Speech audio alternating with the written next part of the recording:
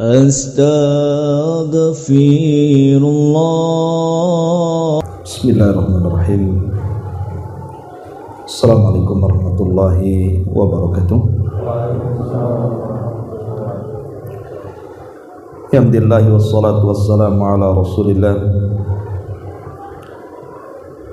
wa ala alihi wa sahbihi wa mawalah wa la hawla wa la quwwata illa billahi wa ba'du.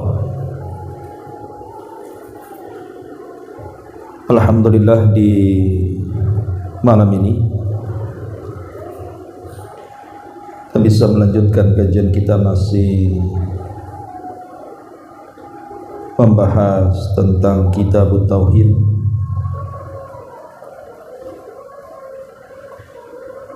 Dan kita sudah masuki bab qaulullah ta'ala, innaka la tahdi man ahbabta.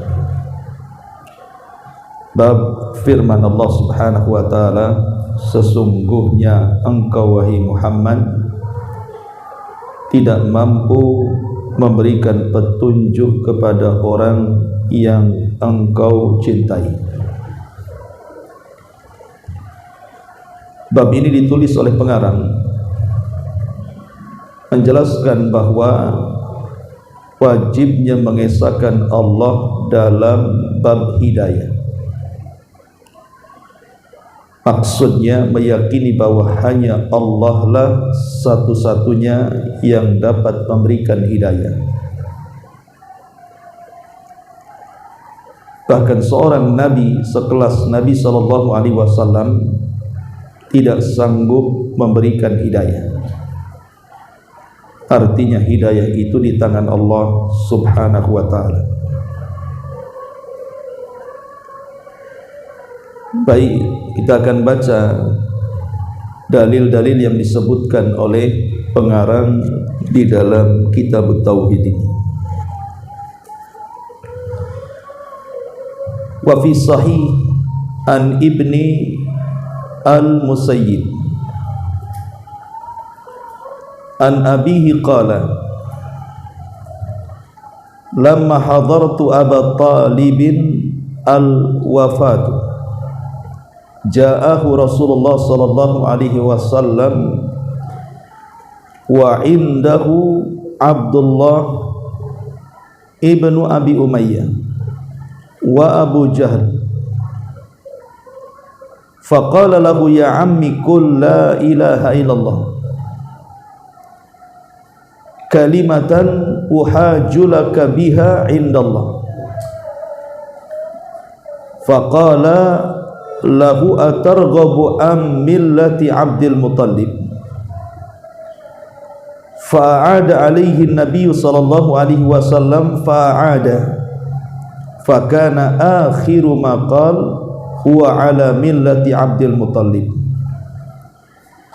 wa aba an yaqula la ilaha illallah. Faqala an-nabiy sallallahu alaihi wasallam la astaghfiranna lak ma lam unha anka. Fa anzalallahu ma kana lin-nabi walladzina amanu an yastaghfiru lil musyrikin walau kanu ulil qurba. Wa anzalallahu fi Abi Talib innaka la tahdi man ahbabta walakinallaha yahdi man yasha wa huwa a'lamu bil muhtadin. Disebutkan dalam As-Sahih, maksudnya Sahih Bukhari, dari Ibni al-Musayyib, dari ayahnya, di mana ayahnya Musayyib mengatakan, tatkala aku melihat Abu Talib sudah mendekati saat wafatnya, maka datanglah Nabi SAW kemudian duduk di sampingnya. Tapi di samping Abu Talib juga ada Abdullah ibn Abi Umayyah dan Abu Jahal.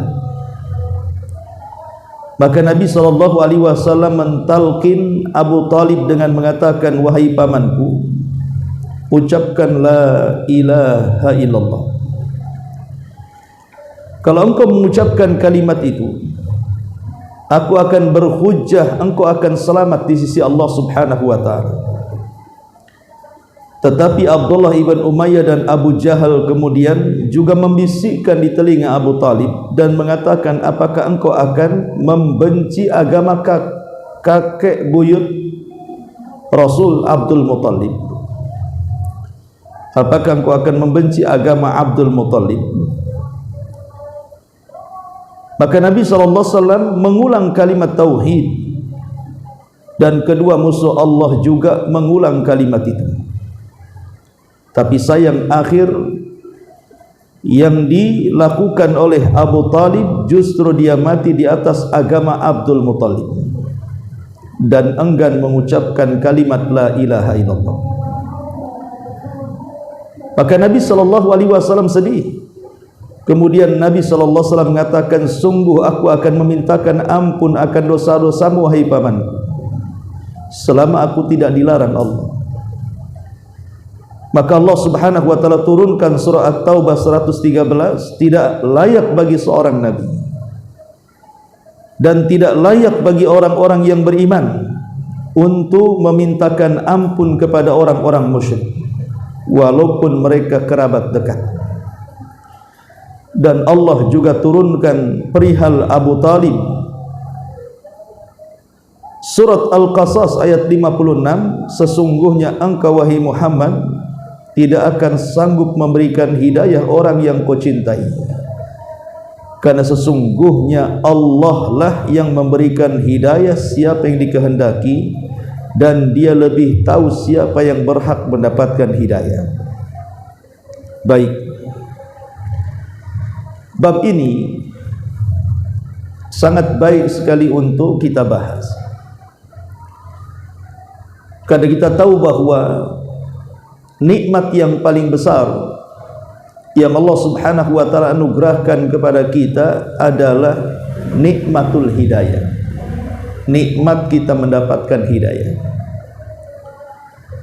Makanya Imam Ibnul Qayyim rahimahullahu ta'ala mengatakan, tidak ada satupun nikmat yang Allah anugerahkan kepada manusia, sebutkan nikmat apapun, apakah nikmat rumah, nikmat kendaraan, nikmat kekayaan, nikmat pangkat jabatan, ataulah apalah yang kita senangi dari nikmat-nikmat dunia ini,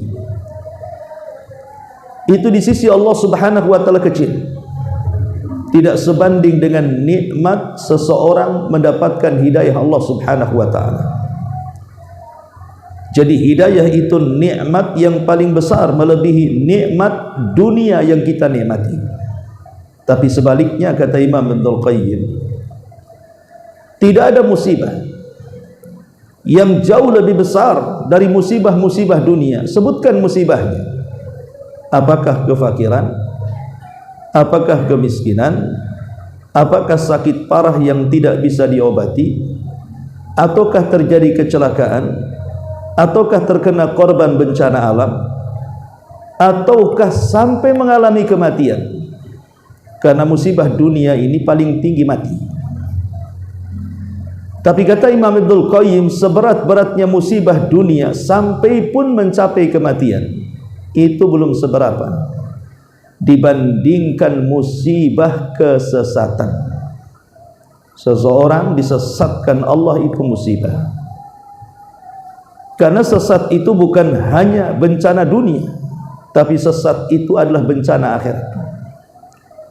Kalau bencana dunia seperti yang kita lihat hari ini, adanya tsunami, gempa bumi, peperangan dan yang semacamnya, paling tinggi mati, selesai. Tetapi orang yang sesat ini, mati saja tidak cukup. Dia akan mempertanggungjawabkan setiap kesesatannya, baik di kuburannya ataupun kelak setelah terjadi kiamatnya. Makanya kata Imam Ibnul Qayyim, tidak ada nikmat yang paling besar melebihi hidayah, dan tidak ada musibah yang lebih besar melebihi musibah kesesatan. Ma'asyiral muslimin wal muslimat wal muslimin rahimakumullah. Jadi dari sini pentingnya kita ini meminta dan mencari hidayah. Makanya saking pentingnya hidayah itu ikhwan, sampai-sampai dalam Islam itu minimalnya 17 kali kita mengatakan ihdinas siratal mustaqim. Ya Allah, berikan hidayah kepada jalanmu yang lurus. Dan itu dibaca setiap hari minimal 17 kali. Maksimalnya tidak terbatas, tergantung solat yang kita lakukan. 17 kali itu bagi yang melaksanakan solat wajib saja, yang 5 waktu. Kalau dia menambah dengan solat-solat sunnah yang jumlahnya banyak, tentu kalimat ini diucap bukan hanya 17 kali, bisa berkali-kali dalam sehari. Kenapa kemudian kalimat ini menjadi rutinitas setiap hari minimal 17 kali kita ucapkan kalimat ihdinas siratal mustaqim pada setiap solat-solat kita? Karena sekali lagi tidak ada nikmat yang lebih besar dibandingkan nikmat hidayah. Makanya kita minta setiap hari 17 kali. Karena betapa ruginya orang-orang yang tidak diberikan hidayah oleh Allah Subhanahu wa ta'ala. Sudah susah di dunia, melarat di akhirat. Tapi orang yang dapat hidayah sekalipun dia sengsara di dunia, tapi dia akan mendapatkan sorga yang tidak diketahui nikmatnya. Dari sini pentingnya seseorang itu meminta hidayah. Bahkan Nabi SAW mengajarkan doa yang sangat singkat tapi syarat dan padat dengan makna. Justru yang pertama kali Nabi SAW mengajarkan doa itu bukan meminta yang lainnya, tapi meminta hidayah. Apa doa yang diajarkan kepada kita? Allahumma inni as'alukal huda wat tuqa wal afafa wal ghina. Ya Allah, aku meminta kepadamu agar engkau memberikan hidayah kepadaku. Setelah hidayah kau berikan takwa kepadaku. Setelah takwa kau berikan agar aku bisa menjaga kehormatan. Setelah kau jaga kehormatan, agar aku menjadi kaya hati.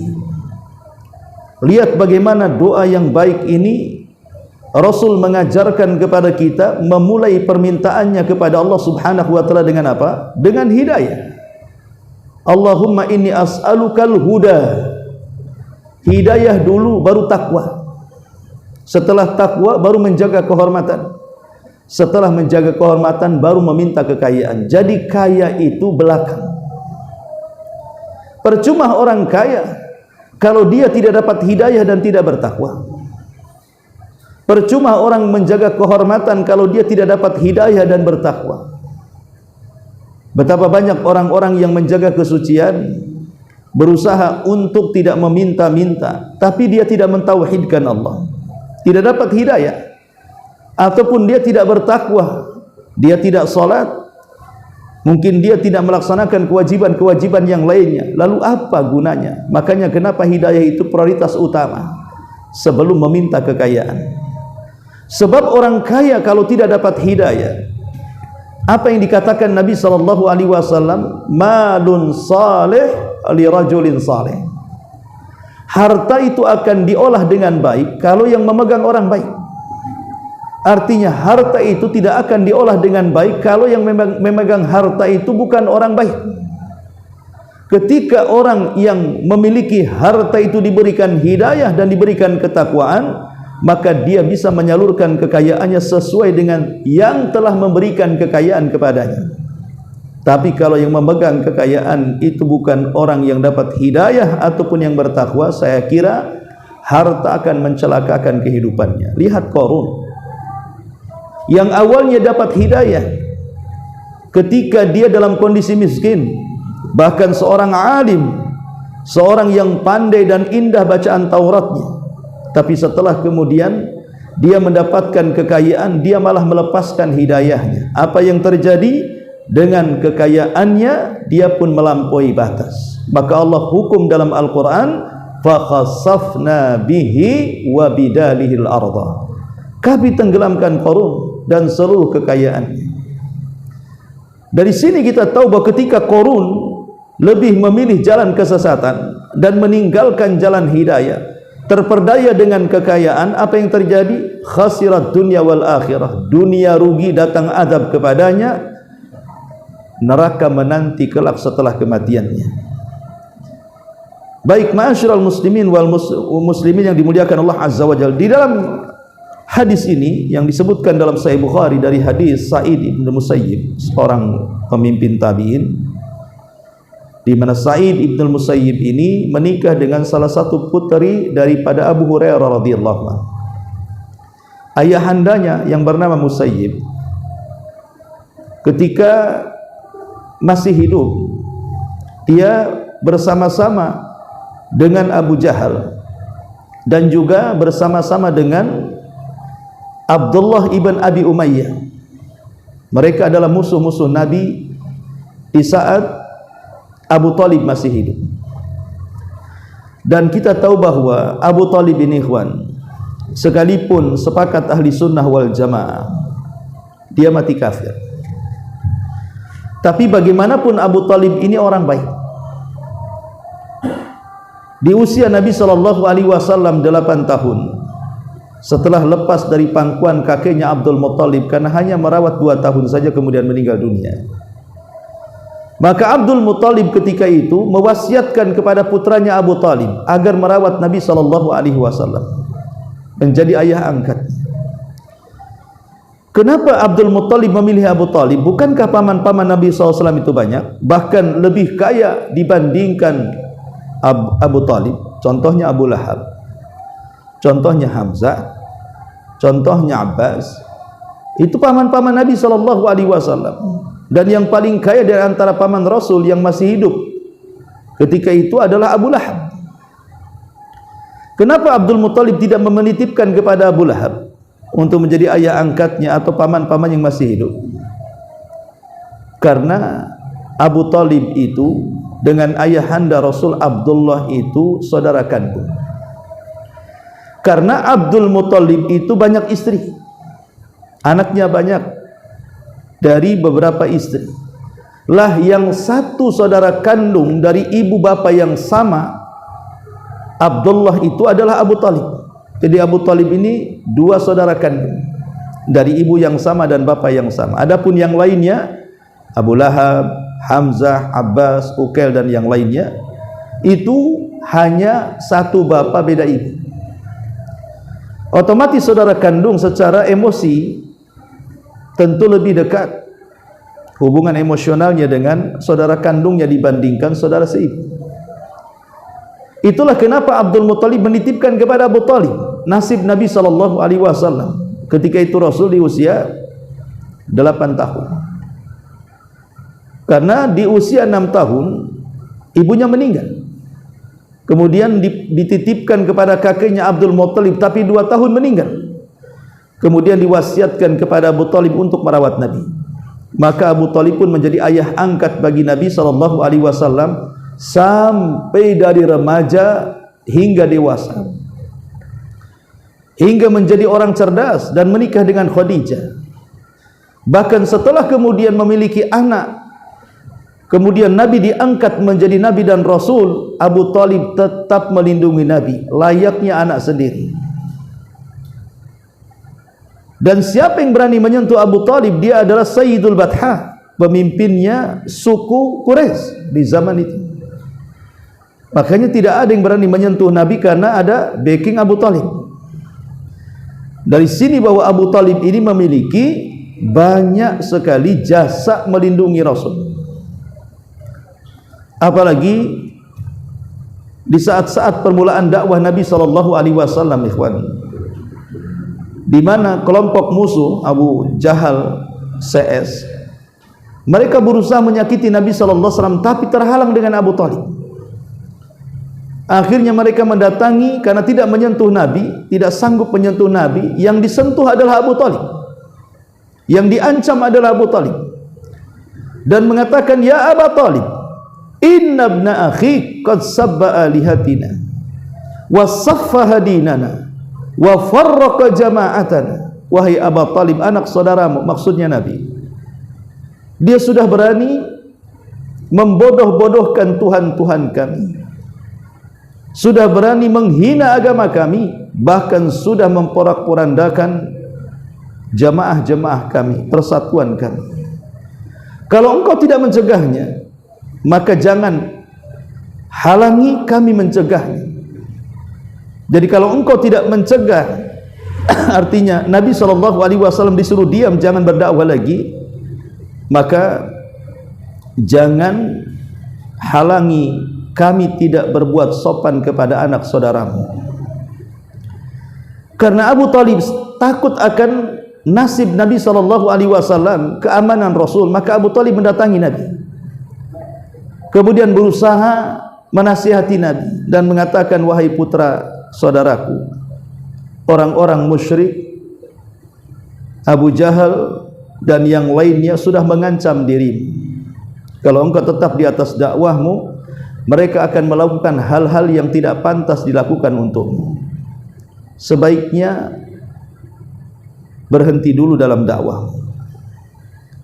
Lihat bagaimana Abu Talib saking sayangnya kepada Rasul, takut kalau seandainya musuhnya menyakiti Nabi. Tapi Nabi SAW, dia seorang Nabi, ditempa oleh Allah Subhanahu wa ta'ala. Takut apa dengan orang-orang itu? Makanya Nabi dengan tegas di hadapan pamannya Abu Talib dan mengatakan, ya Aba Talib, ya ammi, law wada'u syamsa fi yamini wal qamara fi shimali wallahi ma taraktu hadzal amr. Wahai pamanku Abu Talib,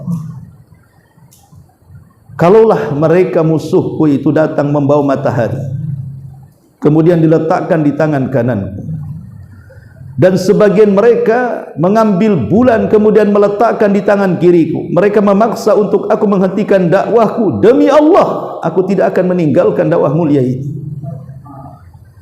Walaupun sebagian ulama hadis mengatakan riwayat ini lemah, tapi masyhur di buku-buku sejarah. Akhirnya kemudian melihat kesungguhan Rasul dan keberanian Rasul untuk tetap mendakwahkan ajaran yang benar, walaupun sebenarnya dalam hati Abu Talib itu membenarkan agama Nabi. Makanya saat kemudian Abu Talib ditanya, kenapa dia tidak masuk Islam? Maksudnya ketika Ali radhiyallahu an sedang sholat bersama Nabi, ketahuan sama Abu Talib, padahal dia sudah sembunyi-sembunyi, tapi Abu Talib tidak marah. Kemudian Ali selaku anaknya mengatakan kepada ayahandanya Abu Talib, wahai ayahku, kenapa engkau tidak ikut agama Muhammad? Apa kata Abu Talib? Dia bersumpah, wallahi tidak ada agama yang lebih mulia melebihi agama Muhammad.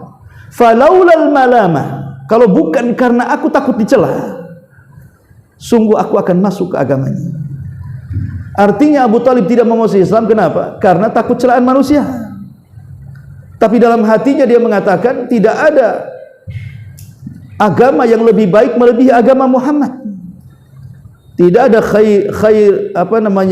khairuddin, sebaik-baik agama melebihi agama yang dipeluk Nabi SAW. Makanya kenapa Abu Talib rela kemudian membela Rasul dari teman-teman sejawatnya Abu Jahal dan yang lainnya.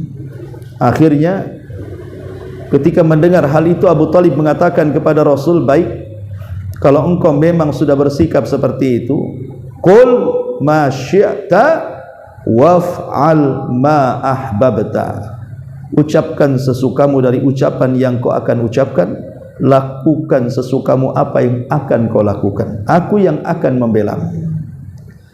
Sejak saat itulah Abu Talib selalu membela dakwah Nabi, padahal dia belum masuk Islam dan mati juga tidak masuk Islam. Cuman dalam hatinya sangat membenarkan agama yang dibawa Nabi. Makanya akhirnya kemudian kelompok Abu Jahal ini bersikap, bagaimanapun mereka mayoritas, Rasul ini minoritas, hanya didukung oleh kabilah Abdi Manaf. Sementara di belakang Abu Jahal ini ada 18 kabilah yang mendukungnya, maka mereka pun bersikap untuk memboikot Bani Hashim, karena mereka sudah menyokong Nabi yang menjadi musuhnya Abu Jahal. Karena ketika itu kan pemimpin umumnya adalah Abu Jahal yang memimpin Arab. Setelah kematian Abdul Muttalib, yang memimpin bukan lagi Quraisy tetapi Bani Mahzum. maksudnya Abu Lahab, Abu Jahal, Hisham, Amr ibn Hisham. Makanya dia mengendalikan 18 kabilah. Maka dia menginstruksikan 18 kabilah ini untuk membuat undang-undang, dan undang-undang itu dipajang di dalam Ka'bah. Kemudian kata Abu Jahal, selama undang-undang ini tidak rusak dan robek, maka pemboikotan berlaku. Mau berapa tahun pun akan berlaku sampai undang-undang ini rusak, baru pemboikotan berhenti. Mulailah mereka memboikot Bani Hashim.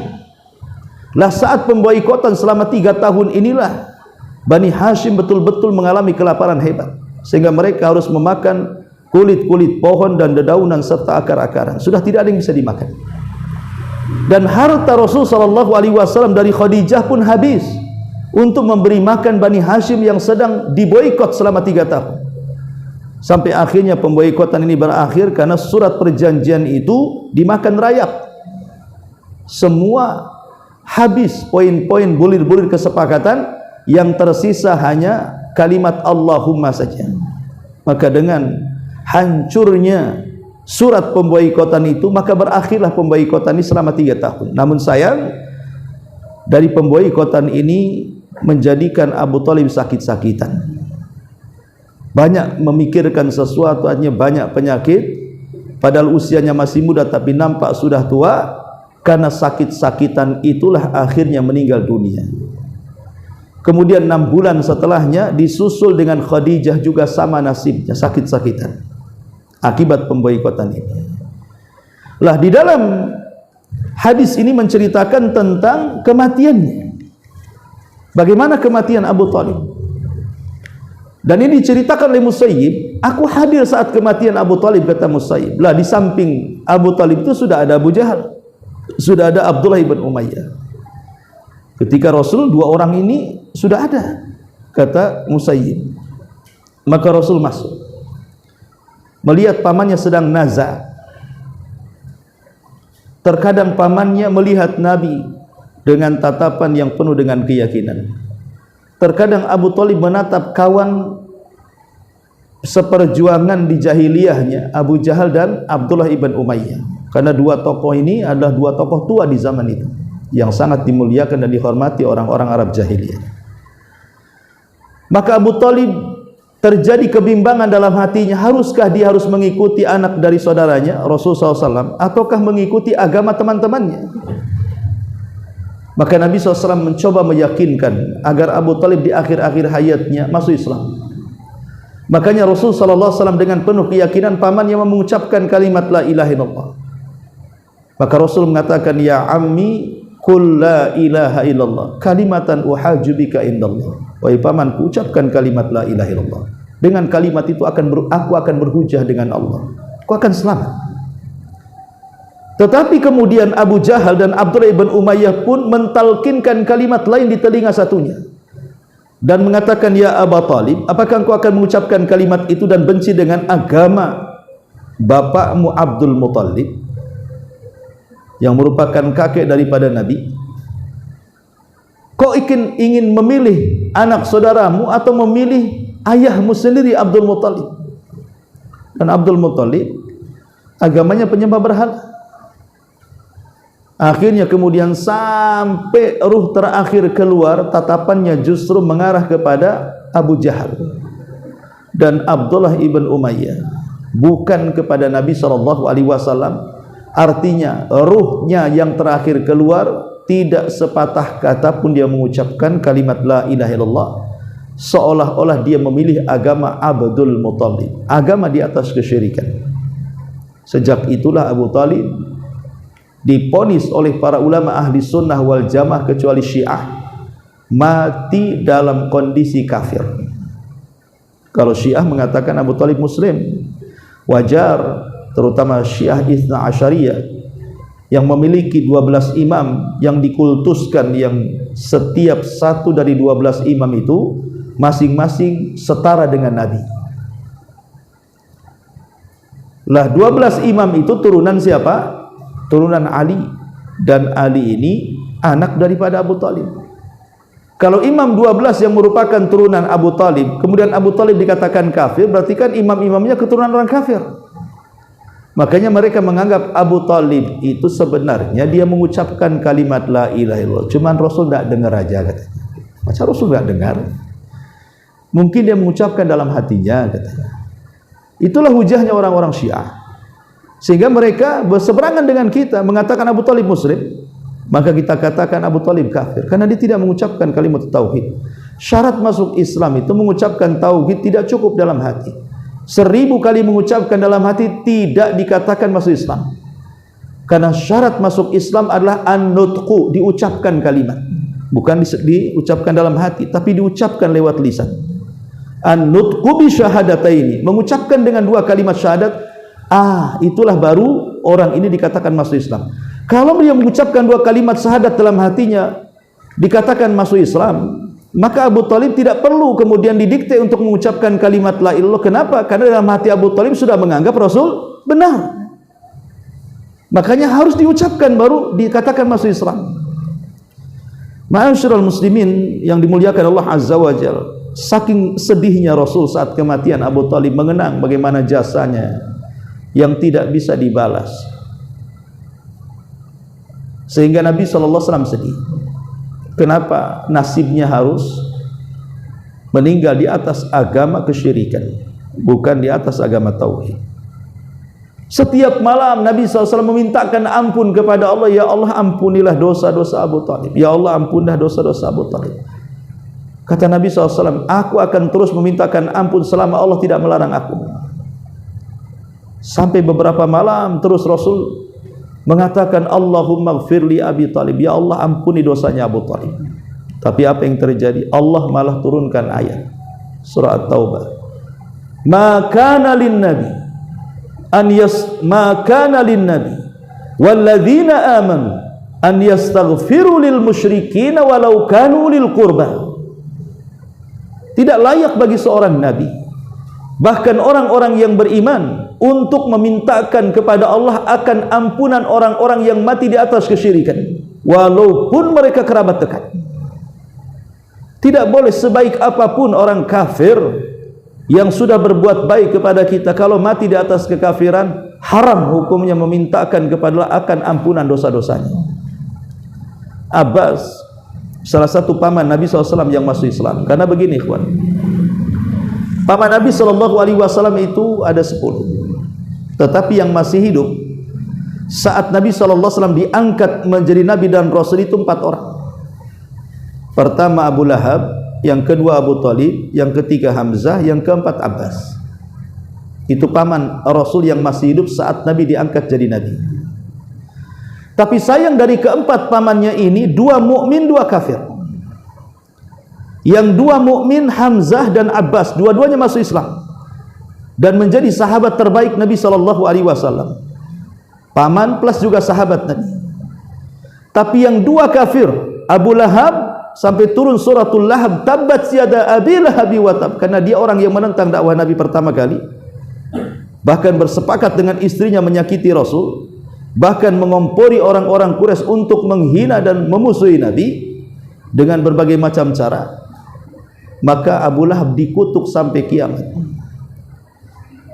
Yang satunya walaupun tidak masuk Islam, Abu Talib justru sangat baik dengan Nabi, sangat baik dengan Nabi walaupun dia tidak masuk Islam. Abu Talib, artinya bahwa di antara paman Rasul yang masuk Islam itu 2 orang, Hamzah dan Abbas. Satu hari Abbas ini dia mendekati Nabi SAW. Kemudian kata Abbas radhiyallahu an di hadapan Rasul, ya Rasulullah, ma aghnaita an ammika Abi Talib, an ammika Abi Talib. Rasul, kata Abbas, dia pamannya, apakah tidak cukup kebaikan pamanmu sewaktu hidup kepadamu? Adakah sesuatu yang bermanfaat untuk dia di akhirat? Maka Nabi SAW mengatakan, ya ammi, wahai pamanku Abbas, huwa fi dhahdhahi min narin walaula ana lakana fi darkil asfali minan nar. Ya, betul, sangat bermanfaat kebaikannya kepadaku. Masalahnya dia mati kafir. Harusnya orang seperti Abu Talib ini digulung oleh ombak neraka. Kalau bukan permintaanku kepada Allah Subhanahu wa taala agar diringankan azabnya, niscaya Abu Talib itu diletakkan di intip neraka yang paling dalam. Aku yang meminta kepada Allah keringanan azabnya, dan ini disebut dengan syafaatul khassah, namanya syafaat yang khusus untuk Abu Talib. Satu-satunya orang kafir yang diringankan azabnya di neraka, diletakkan di sandal neraka, di mana nerakanya hanya sampai di tumitnya saja, tapi itu sudah mendidihkan kepalanya. Ma'asyiral muslimin yang dimuliakan Allah Subhanahu wa taala, dengan kematian Abu Talib tentu Nabi SAW sangat sedih, apalagi setelah turun firman Allah Subhanahu wa taala surah At-Taubah tadi, di mana Allah menolak permintaan mohonnya Rasul akan ampunan Abu Talib. Maka kemudian Allah Subhanahu wa taala menjelaskan kenapa permohonannya ditolak. Padahal Rasul sangat mencintai Abu Talib dengan tulus memintakan ampun. Maka turunlah surah Al-Qasas ayat 56 di sini. Innaka la tahdi man ahbabta walakinallaha yahdi may yasha. Hai Muhammad, engkau tidak akan bisa berikan hidayah kepada orang yang kau cintai. Kenapa?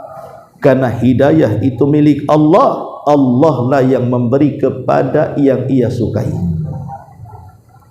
dan dia tahu siapa yang berhak mendapatkan hidayah. Wa huwa a'lamu bil muhtadin. Dari dalil terakhir ini menunjukkan kepada kita bahwa hidayah itu milik Allah.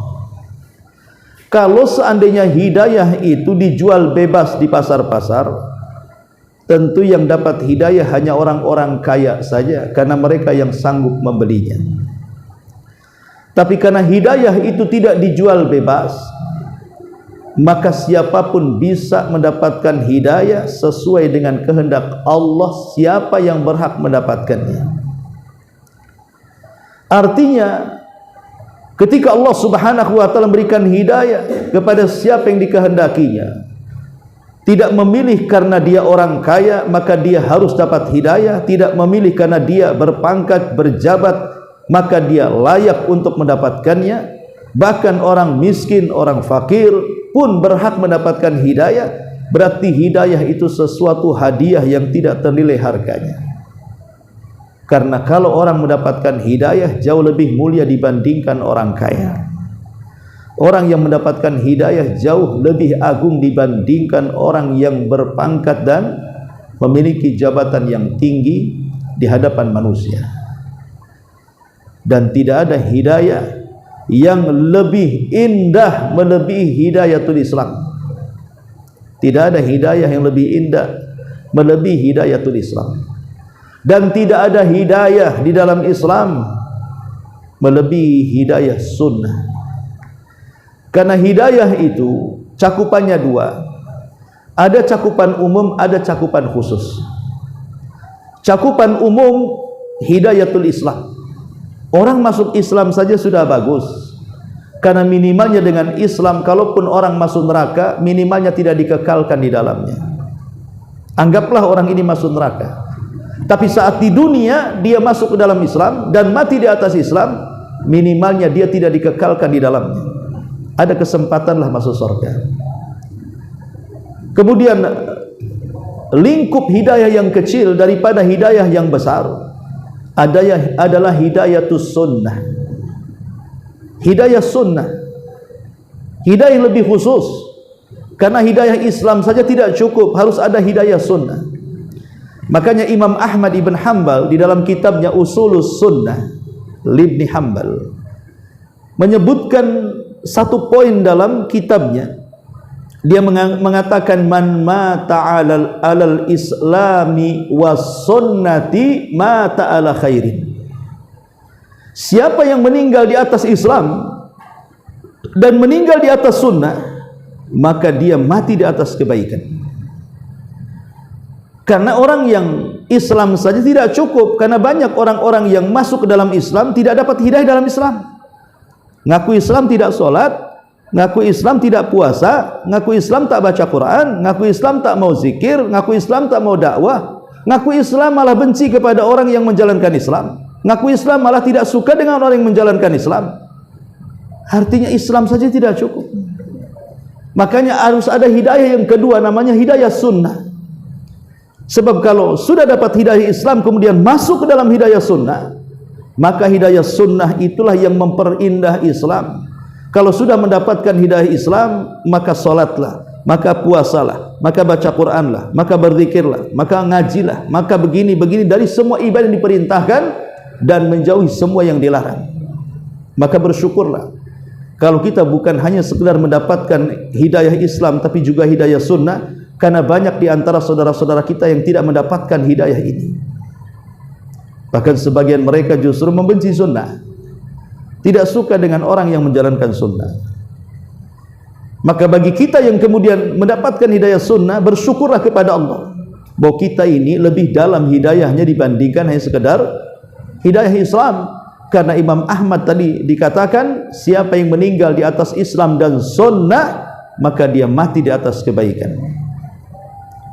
Ma'asyiral muslimin yang dimuliakan Allah Subhanahu wa taala. Lalu bagaimana caranya kita menempuh jalan hidayah ini? Dan apa penyebab orang diharamkan dari hidayah ini? Pertama, kalau ingin mendapatkan hidayah, mintalah kepada Allah hidayah. Minta kepada Allah hidayah. Karena Allah mengatakan dalam hadis qudsi, ya ibadi, kullukum dhallun illa man hadaituhu fastahduni ahdikum. Fastahduni ahdikum. Allah mengatakan dalam hadis qudsi, wahai hambaku, kalian dulu tersesat kecuali orang yang kuberikan hidayah. Maka mintalah hidayah kepadaku, aku akan beri hidayah kepadamu.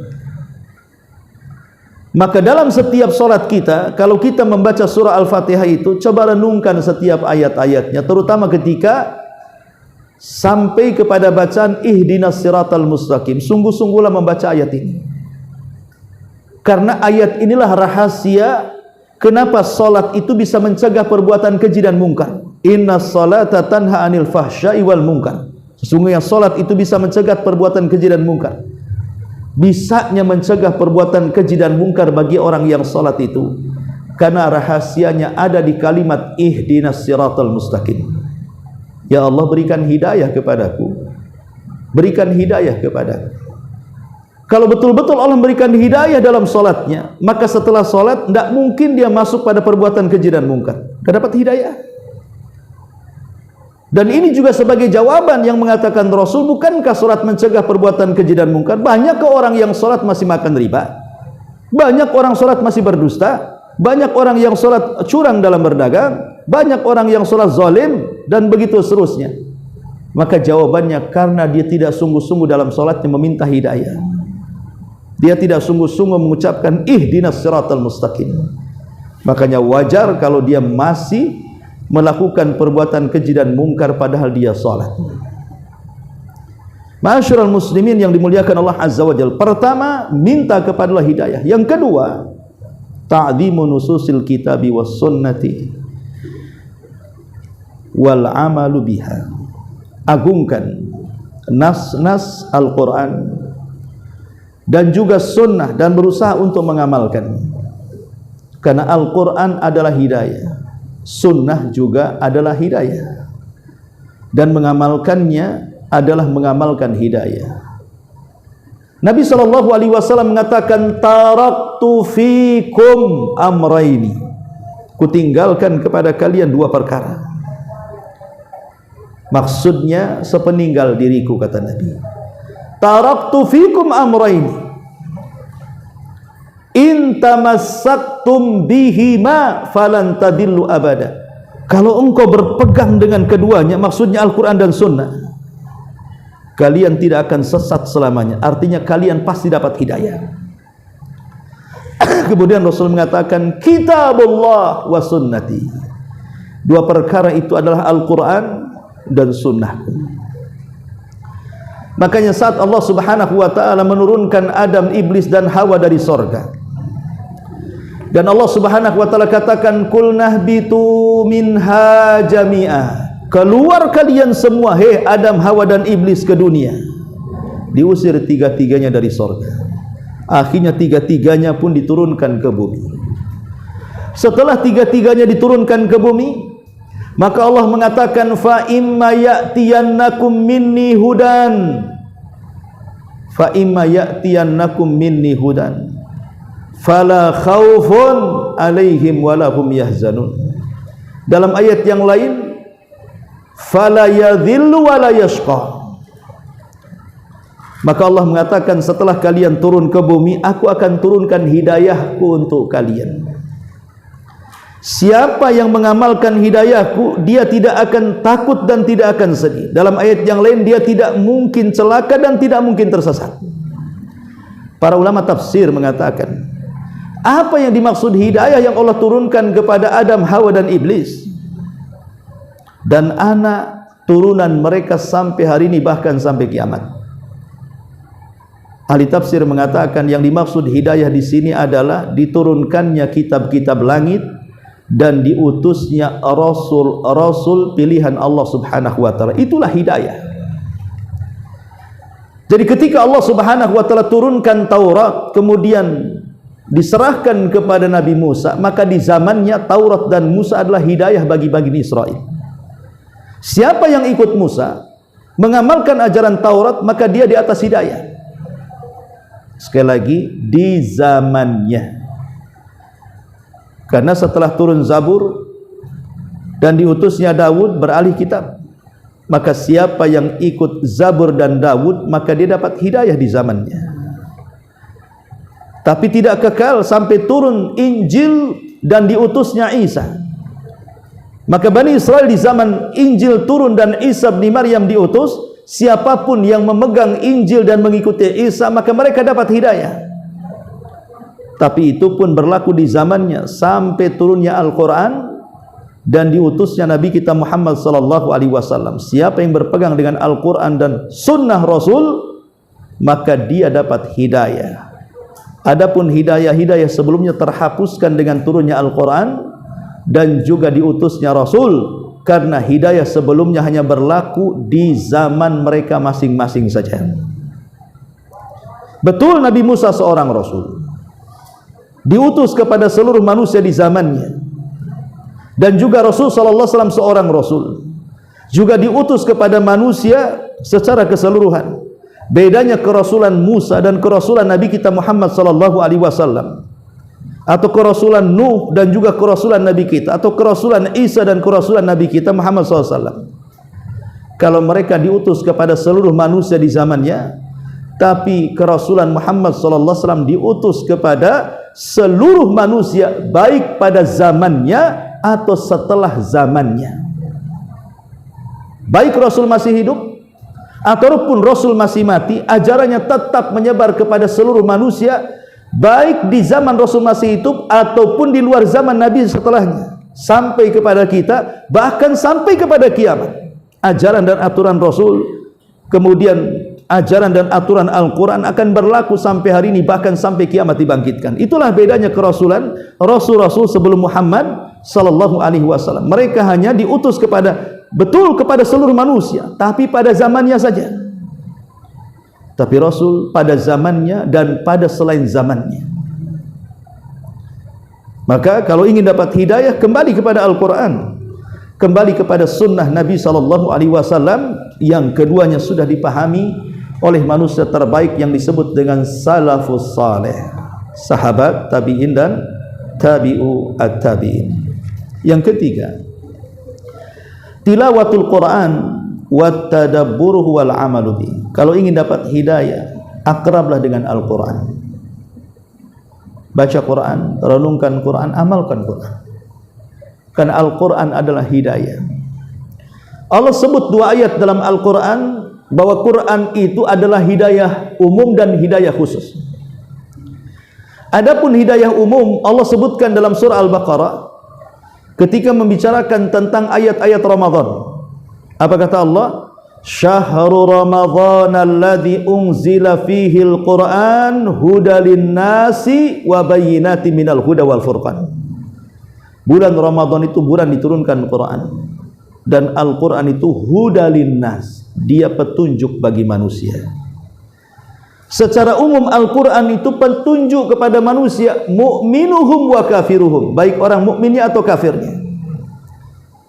Tapi Al-Quran juga adalah hidayah khusus yang Allah sebutkan di permulaan Al-Baqarah juga. Alif Lam Mim, dzalikal kitabu la raiba fihi hudan lil muttaqin. Alif Lam Mim, itulah Al-Quran yang tidak ada keraguan di dalamnya, dan Quran sebagai petunjuk bagi orang yang bertakwa.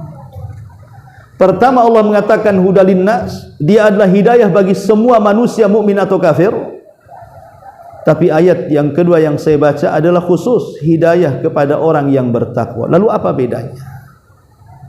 Bedanya Allah khususkan hidayah Al-Quran kepada orang yang bertakwa itu karena yang bisa memahami Al-Quran, membaca Al-Quran, mengamalkan Al-Quran hanya orang yang bertakwa, yang mengambil manfaat Al-Quran. Sekalipun Al-Quran itu hidayah bagi semua manusia, tapi yang mengambil manfaatnya hanya orang-orang yang bertakwa. Orang kafir kalau dibacakan Quran lari, orang kafir kalau dibacakan mereka malah benci. Tapi orang-orang yang bertakwa, mereka akan mengambil manfaat dari bacaan Quran tadi. Jadi maksudnya Quran hidayah umum bagi semua manusia, tapi yang mengambil manfaat hanya orang-orang yang bertakwa saja. Tapi intinya bahwa kalau ingin dapat hidayah, akrabkan diri kita dengan Quran. Kemudian yang keempat, qiraatu siratin nabi wa ashabi wal iqtida'u bihi. Sering-seringlah mempelajari sirah Nabi dan juga sirah para sahabat. Karena sirah itu, kata Sufyan Ats-Tsauri, jundun min junudillah. Dia adalah tentara dari tentara Allah Subhanahu wa ta'ala. Dia bisa membangkitkan orang malas jadi semangat. Dia bisa membangkitkan orang yang sedih menjadi bahagia. Dia bisa membangkitkan semangat sirah itu. Kalau orang kena musibah membaca sirah bisa ringan musibahnya. Kalau orang sedang sakit membaca sirah semakin tenang walaupun dia sedang sakit. Karena rupanya orang-orang terdahulu ada yang lebih parah daripada dia. Dan begitu seterusnya. Baik, kalau kita jelaskan satu persatu dengan dalil-dalilnya tentu lambat karena waktu. Kita baca secara singkat saja. Yang kelima, bermajlislah dengan orang-orang soleh. Jangan punya kawan orang jahat. Jangankan orang yang belum dapat hidayah, orang yang sudah dapat hidayah saja, kalau kawannya orang yang tidak dapat hidayah, dia terpengaruh. Maka carilah teman-teman yang soleh, karena teman-teman yang soleh itu baik di dunia dan akan manfaat di akhirat. Yang keenam, mujahadatu nafsi, sungguh-sungguh di dalam menempuh jalan hidayah. Kalau kita sudah mendapatkan hidayah sunnah, jangan malas ibadah, jangan malas untuk menginjakkan kaki di pengajian. Karena hanya dengan ilmu kita mendapatkan keutamaan. Hanya dengan ilmu kita bisa membedakan mana hak, mana yang batil. Dengan ilmu kita bisa bedakan mana yang ikhlas, mana yang tidak, dan begitu seterusnya. Kemudian yang nomor 7, fi'lu ta'ah, istiqomahnya di dalam perbuatan ketaatan. Istiqomah. Jangan kemudian semua dibuat puasa Daud. Kadang melakukan, kadang pray, kadang melakukan, kadang libur. Enggak, istiqomah. Dan definisi istiqamah itu sebagaimana sabda Rasul adalah khairul a'mal adwamuha wa in qalla. Sebaik-baik amal itu adalah yang sedikit tapi istiqamah. Kemudian yang nomor 8, tadzakkur al-akhirah, ingat akhirat. Ingat akhirat.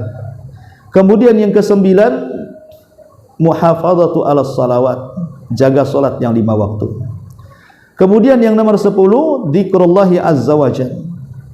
Jadikan lisan ini basah dengan zikir, karena itu adalah sebab ketenangan hati dan sebab datangnya hidayah. Dan yang terakhir, hudur majalisil ilmi. Sering-seringlah hadiri majelis-majelis ilmu, karena itu majelis hidayah masalahnya. Jangan malas untuk hadir di majelis ilmu. Inilah 11 perkara yang bisa merangsang hidayah. Tapi di sana ada orang-orang yang diharamkan mendapatkan hidayah karena 10 sebab. Pertama, dia berpaling dari hidayah, artinya berpaling dari Al-Quran dan Sunnah, tidak mau akrab dengan Quran, apalagi menjalankan Sunnah. Yang kedua, al-i'jab bil zalim, bangga dengan orang-orang yang sesat, bangga dengan tokoh-tokoh sesat, mengagungkan tokoh-tokoh sesat. Apabila dia berpidato, dia menukilkan kalam-kalam orang sesat, filsafat, filosof-filosof ya dari Yunan, dari Aristoteles, Plato atau apa kan itu. Ingat, tokoh-tokoh Islam yang baik itu tidak kurang, banyak. Rasul, para sahabat, para tabi'in, tabi'ut tabi'in, ulama mazhab banyak. Kenapa mesti menukilkan ucapan-ucapan orang-orang yang sesat, orang-orang kafir, ya? Kemudian yang nomor 3, al-jahlu fi syariah, jahil, tidak tahu syariat, ya kebodohan karena tidak ngaji masalahnya. Maka orang yang bodoh susah dapat hidayah. Kemudian yang keempat, fi'lul munkarat, banyak melakukan kemungkaran, tenggelam dalam maksiat, terjerembab dalam dosa, susah dapat hidayah. Hentikan maksiat. Kemudian yang kelima, mujalasatul fasidin, berkawan dengan orang-orang rusak. Kalau berkawan dengan orang rusak susah dapat hidayah. Kemudian yang nomor 6, ittiba hawa nafs, mengikuti hawa nafsunya, mengikuti syahwatnya. Mau maksiat bukannya ditahan, malah diikuti maksiatnya. Yang nomor 7, al-i'rad anit tafkir fid daril akhirah, tidak mau memikirkan kehidupan setelah kematian. Dia bersenang-senang di dunia, dia tidak tahu bahwa setelah kematian ada kehidupan, setelah kematian ada balasan, setelah kematian ada hisab. Dia tidak paham, makanya berpaling dari hidayah. Kemudian yang nomor 8, ittiba khutuwati syaitan, mengikuti langkah-langkah setan. Pada Allah mengatakan bahwa setan itu musuh yang nyata bagi kita, tapi kita masih saja mengikuti langkah-langkahnya. Kemudian yang nomor 9, at-ta'assub lil batil wa taqlidu lil aba, fanatik kepada tokoh-tokoh tertentu, ta'assub dengan kebatilan. Padahal Ibnu Taimiyah mengatakan la yajuz at-ta'assub li ahadin siwan nabi wa la yajuz at-ta'assub li ta'ifatin siwa ashabi Rasulillah. Tidak boleh meletakkan fanatik kepada perorangan kecuali kepada Nabi. Tidak boleh meletakkan fanatik kepada kelompok kecuali kepada sahabat Nabi. Kata Syekhul Islam Ibnu Taimiyah, kalau fanatik kepada perorangan, fanatik kepada Nabi. Kalau fanatik kepada kelompok, fanatik kepada sahabat. Jangan fanatik kalau perorangan ke tokoh ini, tokoh itu, enggak. Karena selain Nabi itu, perkataannya bisa ditolak, bisa dicampakkan. Sebagaimana perkataan Imam Malik saat dia duduk di tiang Masjid Nabawi, dia pandang kuburan Nabi sambil menunjuk kuburan Nabi. Apa kata Imam Malik? Dia mengatakan, kullu qaulin yu'khad wa yutrak illa sahib hadzal qabr. Setiap umat ini ucapannya diambil dan dicampakkan kecuali ucapan orang ini. Maksudnya Nabi SAW. Kalau fanatik kepada perorangan, fanatik kepada Nabi.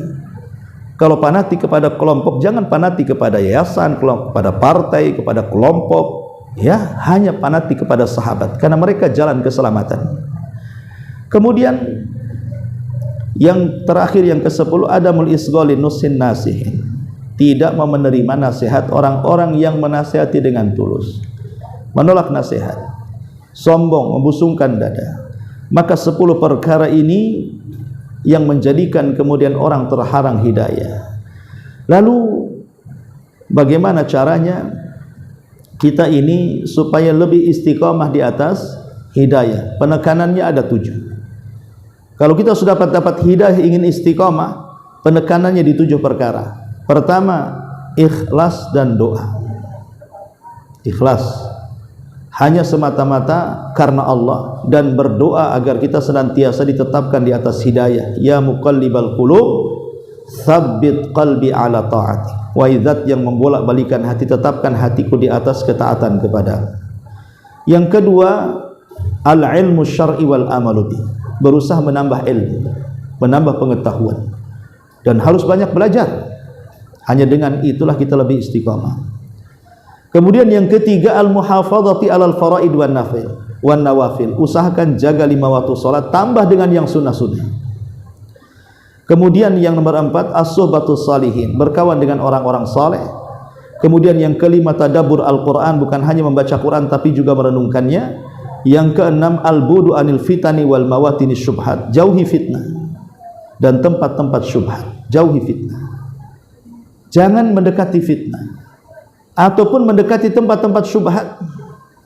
Ada tokoh-tokoh sesat, kita ngaji ya, itu sama aja dengan menyesatkan dirinya.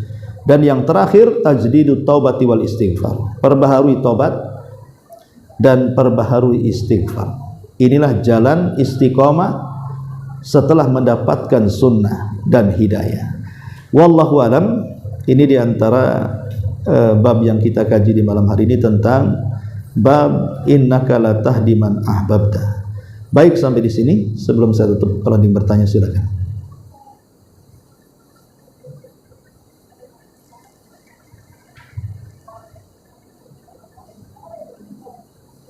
Tidak ada. Subhanallah bihamdika, asyhadu an la ilaha illa anta, astaghfiruka wa atubu ilaik. Allahu ta'ala alam. Assalamualaikum.